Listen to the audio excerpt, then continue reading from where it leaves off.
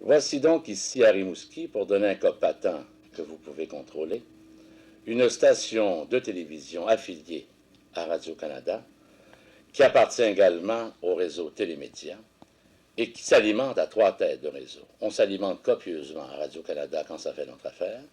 On s'alimente allègrement au 10 quand c'est payant, et parce que c'est toujours payant le 10. Il y a également Télé 7 qui est la tête de réseau de Télémédia. Je vais vous épargner l'image réseau radio de Radio-Canada via son affilié à Rimouski, c'est encore plus honteux. Je voudrais surtout bien clarifier un point.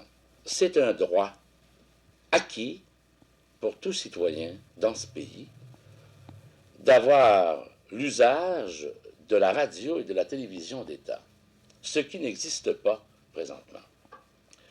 Vous êtes dans une ville, vous participez à l'émission ce soir, aujourd'hui, et s'il n'y avait pas un câblo-distributeur muni seulement d'un permis provincial, non muni d'un permis fédéral, si cet homme, dis-je, n'avait pas une antenne pirate, nous ne verrions pas l'émission ce soir à Rimouski. Malgré la proximité des grands centres, malgré le raffinement des moyens de communication de notre temps, à Rimouski, on se sent négligé sur le plan de l'information parce qu'on n'a pas le choix et qu'on est plus ou moins concerné. L'information, en effet, n'est véhiculée que par CJBR et CJBRT, radio et télévision affiliées au réseau Télémédia, et par un câblo-distributeur. Ce qui fait qu'à Rimouski, on peut très bien savoir ce qui se passe à Montréal, à Québec et à Matane, mais pas tellement ce qui se passe chez soi, car l'information locale est des plus négligées. Ce sont ces lacunes que dénonce le Conseil des communications de l'Est du Québec. Bon, ce qu'on dénonce dans l'ensemble, c'est... on dit, par exemple, que Radio-Canada est censé être partout puis couvrir toute la région. Bon, on remarque que t'as Matane. Bon, Matane, lui, diffuse, là, aux alentours de Matane, ça inclut l'arrière-pays. Ici, à Rimouski, ceux qui ont le privilège de l'avoir ont le câble. Autre de gros dossiers constitutionnels qu'on ne traitera pas ici, là, mais ils ont le câble. Donc, ils peuvent recevoir... S'ils n'ont pas le câble, qu'est-ce qu'ils reçoivent?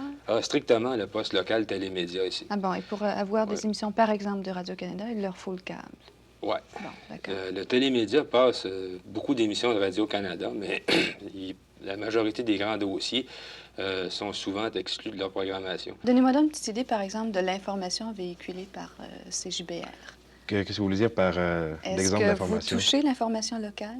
On touche l'information locale. On a 15 minutes par jour à la télévision, par exemple. On a 15 minutes par jour de bulletins télévisés. On a 8 minutes de sport.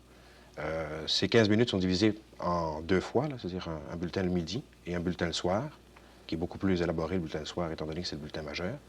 Et il y a une émission d'affaires publiques le dimanche matin. Et pour la radio, bien, ce sont des bulletins à tous les quarts d'heure, quand on n'est pas à Radio-Canada, parce qu'on n'a pas le droit de couper. Et à toutes les demi-heures, à toutes les heures plutôt, c'est-à-dire que 10h15, qu'on marche selon le système Télémédia. Est-ce que vous